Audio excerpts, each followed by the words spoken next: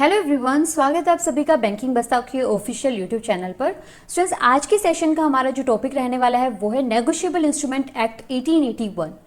Banking awareness का एक काफ़ी इंपॉर्टेंट टॉपिक मैं बोलूँगी ये है जिसमें से प्रीवियस एग्जामिनेशंस में आपसे काफ़ी सारे क्वेश्चंस पूछे जाते रहे हैं। सो हम एक्सपेक्ट कर सकते हैं कि आने वाले एग्जामिनेशंस में भी इससे काफ़ी सारे क्वेश्चंस पूछे जाएंगे। तो चलिए शुरू करते हैं आज का सेशन। अगर आपने चैनल को सब्सक्राइब नहीं किया है तो चैनल को सब्सक्राइब जरूर करें। So what is the negotiable instrument act? Negotiable instrument act जो था वो कब आया हमारा? 1881 में इसको एनेक्ट करने की बात की गई थी ऑन 9 दिसंबर 1881। लेकिन अगर हम बात करें ये फोर्स में कब आए, कब इसको कमेंस किया गया था? On the 1 March 1882। ओके, हमारे इंडिया में इंग्लिश रूल था, उस टाइम पर लाया गया था हमारा नेगोशिएबल इंस्ट्रूमेंट एक्ट, जिसका मेन पर्पस क्या था? For the trade purposes. Trade purpose के लिए लाया गया था हमारा negotiable instrument act. Negotiable instrument act की डेफिनेशन क्या है? It is an act to define and law about the negotiable instruments which are promissory notes, bill of exchange and cheques. Negotiable instrument act define करता है हमारे negotiable instruments को। अब आपके mind में क्वेश्चन आ रहा होगा कि चलो हमें पता है नेगोशिएबल इंस्ट्रूमेंट एक्ट जो है इनको डिफाइन करता है, लेकिन ये तो पता हो कि what is a negotiable instrument. एक नेगोशिएबल इंस्ट्रूमेंट क्या होता है? देखिए स्टूडेंट्स, काफ़ी टाइप के नेगोशिएबल इंस्ट्रूमेंट्स होते हैं जिसमें से कुछ मेन है promissory notes, bill of exchange and your cheques. अब देखिए, आप जनरली क्या करते हैं, आपको किसी भी पर्सन को अगर पेमेंट करना है तो आप कैसे करेंगे? थ्रू कैश कर सकते हैं, थ्रू आप चेक कर सकते हैं। ठीक है, आप क्या प्रिफर करेंगे? अगर आपको बड़ा अमाउंट पे करना है तो आप ऑब्वियसली क्या प्रिफर करेंगे कि आप उसको कैसे पे करें? या तो चेक से पे करें या फिर ऑनलाइन चैनल्स के थ्रू पे करें, ताकि एक सिक्योर मेथड हो आपके पास।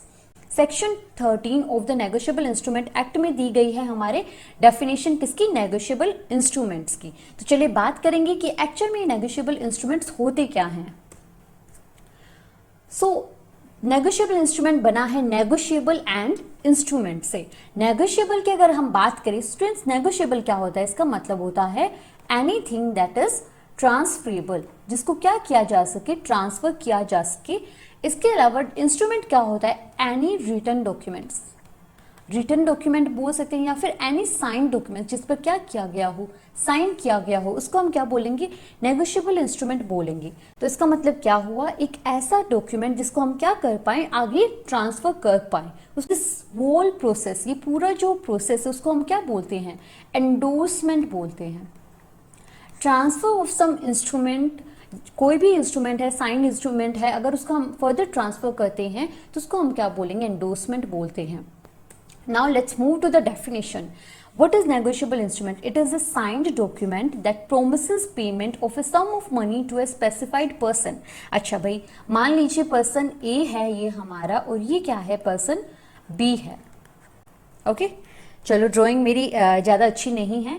मान लीजिए पर्सन ए जो है उसको पेमेंट देनी है पर्सन बी को। कितना देना? मान लीजिए 1000 रुपीज उसको पे करना है। अब क्या करेगा पर्सन ए? करेगा इसको क्या देगा? नेगोशिएबल इंस्ट्रूमेंट दे देगा। मान लीजिए कोई भी negotiable instrument like cheque, cheque के थ्रू अगर वो पेमेंट कर रहा है तो वो क्या हो गया? एक नेगोशिएबल इंस्ट्रूमेंट हो गया है। अब देखो चेक क्या होता है हमारा? ट्रांसफर कर रहा है। फर्स्ट प्रोसेस में क्या कर रहा है? ए बी को क्या कर रहा है? चेक ट्रांसफर कर रहा है, इसलिए क्या होता है? नेगोशिएबल होता है। अगेन वो क्या ट्रांसफर कर रहा है? चेक को ट्रांसफर कर रहा है, जो क्या है? एक टाइप का इंस्ट्रूमेंट है। तो आई होप आपको समझ में आ गया होगा कि नेगोशिएबल इंस्ट्रूमेंट क्या होता है।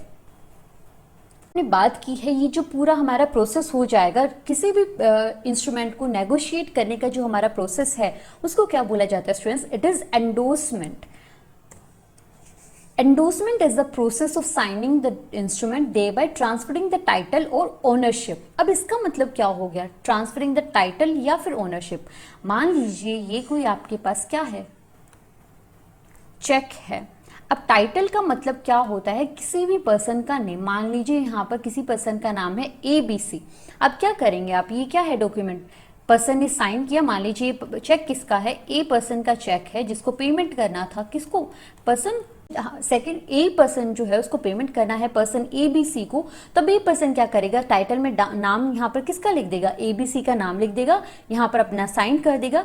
अब क्या कर रहा है, ए इसको क्या कर रहा है, ट्रांसफर कर रहा है टाइटल को, या तो वो टाइटल को ट्रांसफर कर सकता है या फिर वो ओनरशिप को ट्रांसफर कर सकता है। ओनरशिप ये मतलब अगर वो यहाँ पर किसी का भी नाम ना लिखे, किसी का भी नाम मेंशन ना करे, तो जो भी चेक को बियर करेगा वो क्या होगा, उसका ओनर हो जाएगा चेक का, यानी वो क्या ले सकता है, उसकी पेमेंट ले सकता है।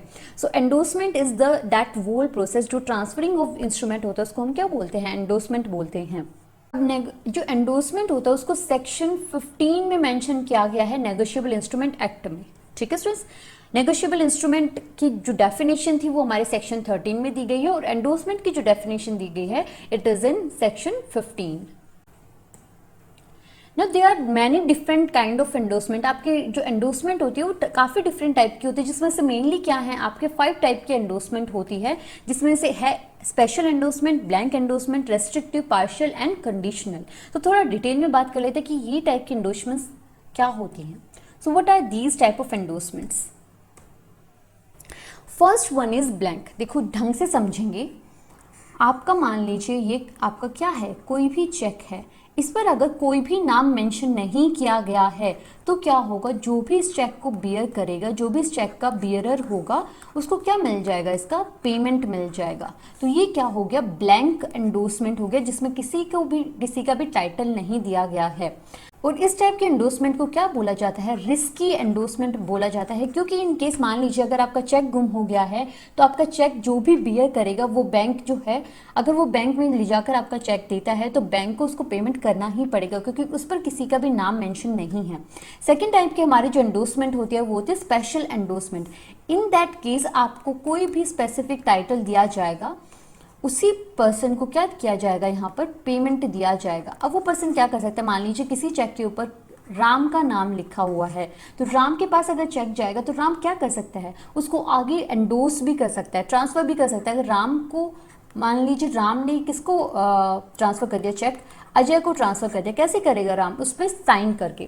ठीक है, तो ऐसे पॉसिबल है एंडोर्स, वो उसको कितने भी बार ट्रांसफर कर सकता है, लेकिन स्पेशल टाइप ऑफ एंडोर्समेंट में बस डिफरेंस यही है कि उस चेक के ऊपर किसी का क्या नाम मेंशन होता है। ऐसे ही किसी को भी पेमेंट नहीं मिलती है, स्पेसिफिक पर्सन को ही उसका पेमेंट मिलेगा।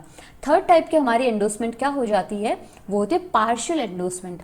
मान लीजिए आपके चेक के ऊपर मेंशन किया गया है 1000 रुपीज़, तो ये 1000 रुपीज़ आपको नहीं मिलने वाला है, इसका कुछ पार्शियल अमाउंट ही आपको पे किया जाएगा by the bank. Next one is restrictive endorsement. अब देखिए क्या होता है, मान लीजिए आपका नाम लिखा हुआ है, आप यही पर्सन है, चेक के ऊपर आपका नाम लिखा हुआ है, तो क्या इस रेस्ट्रिक्टिव एंडोर्समेंट में क्या होता है, आप इसको आगे ट्रांसफर नहीं कर सकते हैं। ये रेस्ट्रिक्टेड टाइप ऑफ ट्रांसफर है, दैट मीन्स कि पेमेंट किसको मिलेगा, सिर्फ ए पर्सन ही इस चेक का पेमेंट ले सकता है। अब स्पेशल और रेस्ट्रिक्टिव में सिर्फ डिफरेंस यही है कि स्पेशल को हम आगे एंडोर्स कर सकते हैं, आगे ट्रांसफर कर सकते हैं, लेकिन रेस्ट्रिक्टिव को आगे ट्रांसफर नहीं कर सकते हैं। लास्ट वन हमारा आ जाता है कंडीशनल एंडोर्समेंट।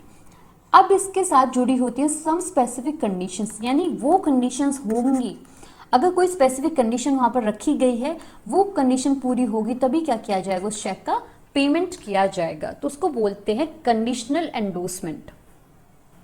कुछ टाइप के एंडोर्समेंट है जो आपको डेफिनेटली पता होना चाहिए। यहाँ पर बात करेंगे कुछ नेगोशिएबल इंस्ट्रूमेंट्स के बारे में। देखो हमने बात की about the negotiable instrument act, उसके बाद में हमने डिस्कस किया एंडोर्समेंट, और लास्ट वन देखिए नेगोशिएबल इंस्ट्रूमेंट्स के कुछ एग्जांपल्स हैं यहाँ पर जो मैं आपके साथ डिस्कस करना चाहूँगी, which is promissory note, bill of exchange, cheques, bank drafts and hundis. अब ये क्या होता है, देखो प्रोमिसरी नोट जो है उसको मेंशन किया गया है under section 4 of negotiable instrument act, bill of exchange को मेंशन किया गया है under the section 5 and cheques या फिर डिमांड ड्राफ्ट्स, आपके बैंक ड्राफ्ट्स होते हैं, उनको मेंशन किया गया है अंडर द सेक्शन 6। हुंडीज जो है आप जब हमारा नेगोशिएबल इंस्ट्रूमेंट एक्ट आया था उस टाइम पर सबसे ज़्यादा जो इंस्ट्रूमेंट यूज़ किया गया था वो हुंडीज इंस्ट्रूमेंट ही था। की सेशन में हमने बात की about the negotiable instruments act and endorsement. Next हमारे सेशन में हम इन सारे इंस्ट्रूमेंट्स को अच्छे से डिस्कस करेंगे, बात करेंगे कि आपका प्रोमिसरी नोट क्या होता है, what is a bill of exchange, what are the different type of cheques. इसको काफ़ी डिटेल में हम हमारे नेक्स्ट सेशन में डिस्कस करेंगे। Till then stay connected. और आपको सेशन समझ में आया है तो सेशन को लाइक शेयर जरूर करें, और जल्द ही आपका नेक्स्ट सेशन आने वाला है जिसमें हम इन सारे टॉपिक्स को, इन सारे इंस्ट्रूमेंट्स को डिटेल में डिस्कस करेंगे। Thank you so much students and have a good day.